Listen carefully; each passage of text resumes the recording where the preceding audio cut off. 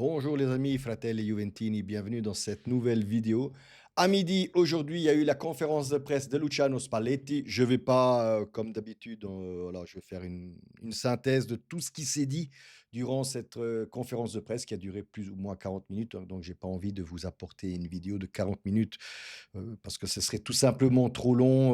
Voilà, vous connaissez la façon de parler de Spalletti qui se perd ou des fois se noie dans un verre d'eau. Donc, je préfère condenser tout ça et vous proposer une vidéo de 10-12 minutes. Donc voilà, la conférence a commencé vers midi 10 et s'est terminée vers midi 50, hein, donc 40 bonnes minutes. Il y a eu pas mal de questions, forcément, et comme toujours maintenant avec Spalletti, il y a jamais une question en fonction du match qui va arriver parce que c'est une conférence de presse pré-Parma Juventus, mais il n'y a eu aucune, mais aucune question concernant le match de demain. Ça me tue toujours de la part des médias italiens où ça parle toujours du passé et du futur, mais jamais du match présent qui va arriver demain soir à 8h45 au Tardini, les amis. Mais avant de commencer, comme toujours, likez, abonnez-vous et commentez, surtout par rapport à cette conférence-ci. Donc, on lui a posé la question sur Bremer et je vous l'avais dit aussi. La seule question ouais, concernant demain, oui, pour le match de demain, est-ce qu'il allait faire reposer Bremer? Alors, clairement, Spalletti a dit qu'il sentait Bremer fatigué. Et d'ailleurs, on l'a vu, hein, j'en ai parlé même hier soir en live. J'en ai parlé aussi durant mes dernières vidéos où je sentais Bremer qui n'était pas à 100%, il est à 80, 70, 80%. Il n'est jamais, je vais dire, revenu complètement intègre de sa blessure, malheureusement. Donc, il ne joue pas à 100% et il a dit qu'il aimerait trouver, il repose aussi pour Bremer, donc du repos tout simplement pour Bremer parce qu'il en a vraiment besoin. Alors, on lui a fait aussi quelques questions côté mercato, les amis. Kolo Muani, enfin tous les noms que vous connaissez, Kolo Muani. Même maintenant, on parle d'un éventuel retour de Morata, les amis.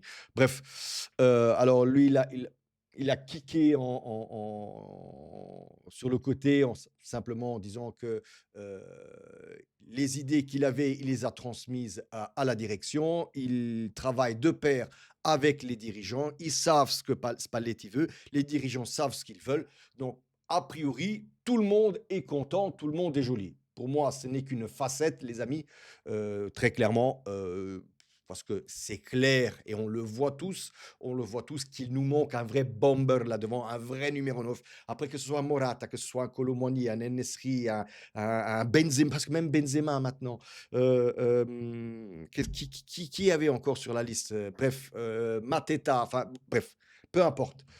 C'est clair qu'il nous faut un numéro 9, un bomber là-devant physique, parce que David ne peut pas couvrir ce rôle-là. C'est un bon attaquant dans sa façon de faire, dans son rôle, de créer les espaces, de faire les mouvements qu'il faut, et ça, il le fait très bien, hein, David. Par contre, ce n'est pas un bomber, ce n'est pas quelqu'un qui joue des coudes avec le défenseur qu'il a en face. Voilà, tout simplement. Donc lui, il a dit oui, il n'a pas dit qu'il n'y croit pas, mais il a dit voilà, je fais confiance entièrement à la dirigenza, tout simplement.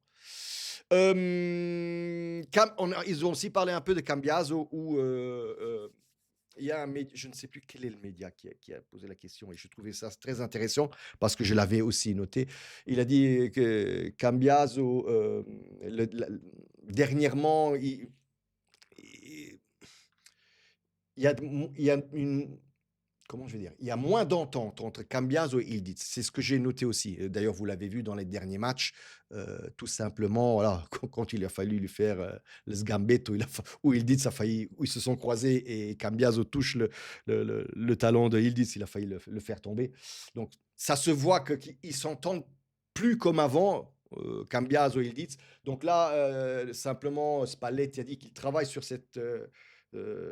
sur le jeu de Cambiaso, notamment de jouer avec Ildiz et notamment de faire comprendre à Cambiaso que quand Ildiz reste sur le côté externo, lui, il doit se proposer vers le milieu et ne pas passer par derrière pour récupérer un ballon. Parce que Ildiz, de toute façon, va revenir, va accentrarsi, va revenir vers le milieu. Et donc là, il pourrait jouer un 1-2 avec Cambiaso. Donc il travaille sur ces phases-là avec Cambiaso. Mais voilà, il dit que pour le moment, c'est vrai que la symbiose entre les deux ne marche pas comme lui voudrait que ça marche.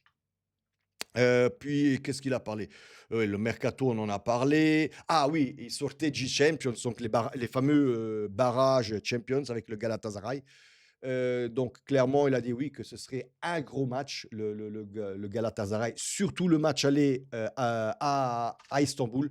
On sait très bien que l'ambiance du stade d'Istanbul, il a dit il faudra jouer un excellent calcio, un excellent jeu, exprimer un excellent jeu, parce que sinon on peut revenir d'Istanbul avec les jambes cassées, dans le sens figuré du terme, c'est-à-dire se prendre une branlée, hein, tout simplement.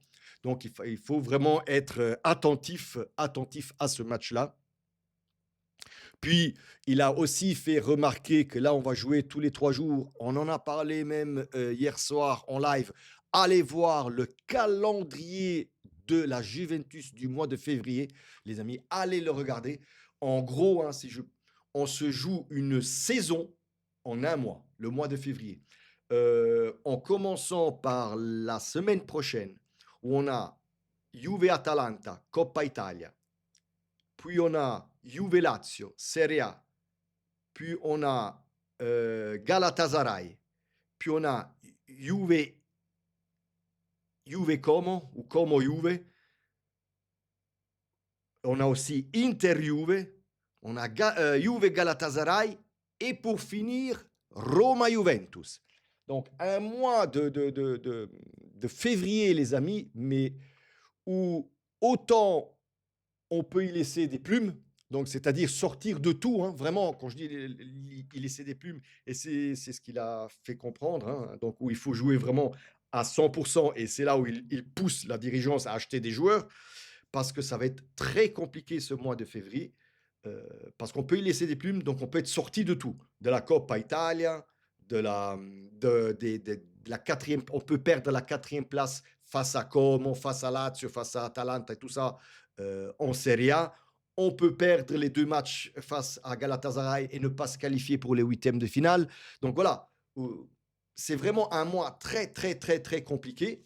C'est clair que si de l'autre côté, ça c'est le côté négatif. Par contre, côté positif, si on arrive à passer ce fameux tour de force-là, ce tour de force du mois de février, et qu'on est toujours là pour les 3 compétitions, ouais, alors là, ça donne vraiment du baume au cœur. Je vais dire même pas de l'espoir, mais les joueurs, j'ai pas exactement le terme en français, mais bon, soit si on passe ce tour de force-là, oui, alors on peut rêver pour une éventuelle Coppa Italia, pour un bon placement en Champions League l'année prochaine, parce que le Scudetto, les amis, je le dis et je le redis, c'est pas pour la Juve cette année. Et éventuellement aller en huitième de finale de Champions League et voir peut-être si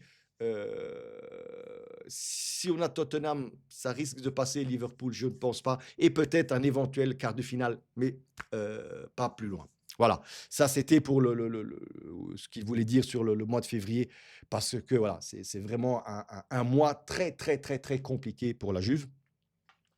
Et puis une dernière question qui a été posée, et là je rejoins, je crois que c'était Tutto Sport, si je ne me trompe pas.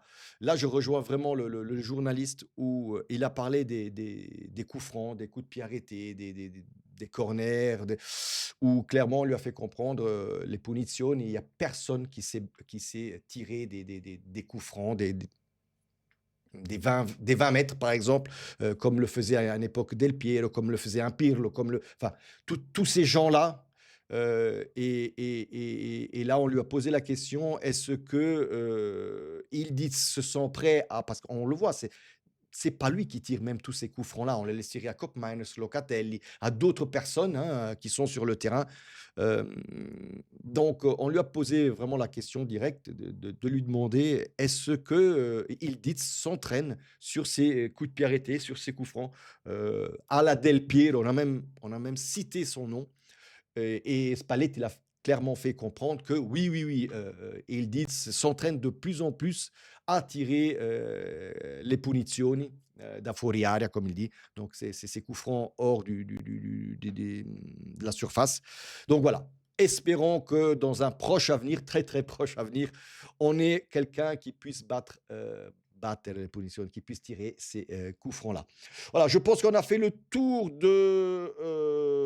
oui, oui, oui, le tour des questions, hein. Encore une fois, je le redis, aucune question n'a été posée par rapport au match de demain, ce que je trouve personnellement regrettable. On est à la vigilia, donc dans une conférence de presse pré-Parma-Juventus et on pose toutes les questions, sauf sur la tactique de demain, qui je veux. Je ne sais même pas qui jouera. Enfin, on n'a même pas posé la question parce qu'on la pose souvent, qui jouera demain, qui ne jouera pas. Bref, même ça, on n'a pas eu comme info. Il n'y a vraiment rien eu comme information sur le match Parma-Juventus. Voilà, les amis, c'est à peu près tout sur cette conférence de presse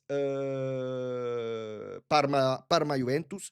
Concernant le mercato, voilà, on en a parlé en long et en large hier soir dans ma live. Allez la regarder. Concernant les barrages, pareil, on en a parlé hier soir. N'oubliez pas, aujourd'hui, gros match, gros match, il y a Napoli-Fiorentina, attention, à 6 heures ce soir. Pour moi, ça sera un beau match. Et demain, encore un gros match, il y aura, si je ne me trompe pas, Atalanta-Como à 3 heures de l'après-midi. Voilà, et nous, on jouera forcément, on jouera demain soir, 8h45. Come sempre ragazzi, fino alla fine, forza Juve.